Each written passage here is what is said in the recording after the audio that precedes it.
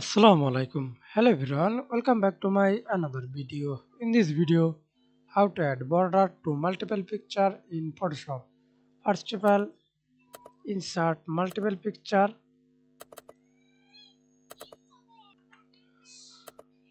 then insert multiple picture,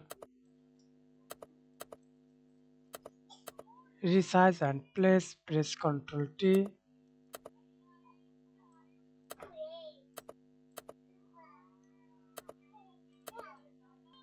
Okay, then click image, hold shift, select multiple image, then press Ctrl Z.